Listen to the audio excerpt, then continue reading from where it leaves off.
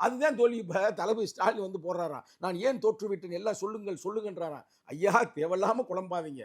தலித்து மக்களுக்கு எதிர்ப்பாக நீங்கள் 5 ஆண்டுகள் செயலாற்றினீர்கள். அது கிடைத்த வெற்றி தான். இப்ப எந்த கூட்டணியில் இருக்கு? இப்ப திமுக கூட்டணி. இது சொன்னா மக்கள் என்ன சிரிக்க மாட்டாங்க உங்களை பார்த்து? 1000 பேர் சிரிக்கட்டும்ங்க. நிகழ்காலத்துல இப்ப வந்து நாங்க திமுக கூட்டணி இருக்கிறோம். கூட்டணியில் இருந்தாலும் நாடு சிரிக்குதுன்னு தட்டி கேட்கறோம் பாத்தீங்களா? இதுதான் விடுதலை சிறுத்தைகள். கேட்க வாய முடி உட்கார்ந்தனா இல்ல பிரதர் நாங்க ஒண்ணு சொல்லல பிரதர். தெளிவுபடுத்துங்க. எலெக்ஷன் எல்லாம் முடிஞ்சு போச்சு, ரிசல்ட் வந்துருச்சு. ஆமா ரைட்டுங்களா? இப்போவாவது உண்மையை சொல்றீங்க. ரைட்.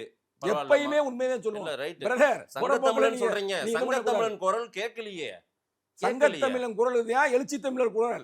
எழுச்சி தமிழர் குரல் தான் சங்கத்தமிழன் குரல். எழுச்சி தமிழர் பல்கலைக்கழகத்துல சிலபஸ படிச்சுதான் உங்கள்ட்ட பேசிக்கிறேன். எழுச்சி தமிழருடைய பல்கலைக்கழகத்துல படிச்ச சங்கத்தமிழன் கத்துனீங்க. 3 வருஷமா கத்துனீங்க. எங்கிட்டே பல பேட்டி கொடுத்துருக்கீங்க.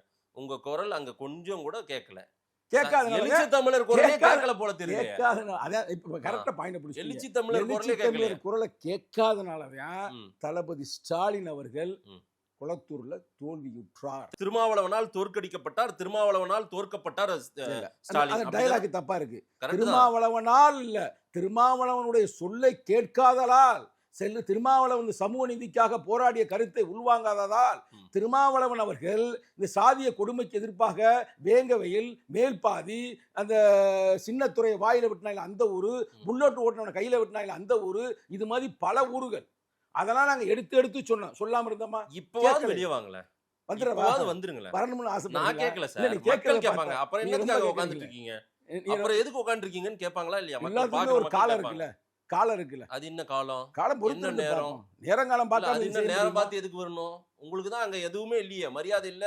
உங்க மக்களுக்கான ஒரு பாதுகாப்பு இல்ல. அந்த இடத்துல எதுக்கு நமக்கு வேலை?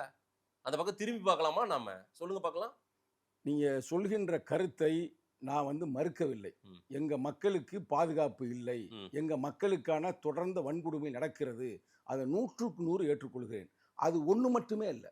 வெறும் சாதிய பிரச்சனை எங்களுக்கு முக்கியமாக இருக்கலாம். ஆனா தமிழ்நாட்டை பொறுத்த வரைக்கும் பல பிரச்சனைகள் இருக்கிறது. அந்த பிரச்சனைகளை இவர்கள் முழுமையாக கையாளுவார்கள் என்ற நம்பிக்கையில் நாங்கள் இதுவரை கூட்டணியில் இருந்தோம். இன்னும் ஒரு வாரத்தில் எங்கள் தலைவர் உயர்நிலை குழுவை கூட்டி நாம் திமுகவில் தொடர்கிறோமா இல்ல டிவிகேக்கு போக போறோமா என்ற ஒரு உயர்நிலை குழுவை அறிவிக்க இருக்கிறார். அதற்கு பிறகு நீங்கள் கேளுங்க. ஆச்சி மசாலா எந்த சமையலும் ருசி தேடும் ரகசியம் 20 ரூபாய்.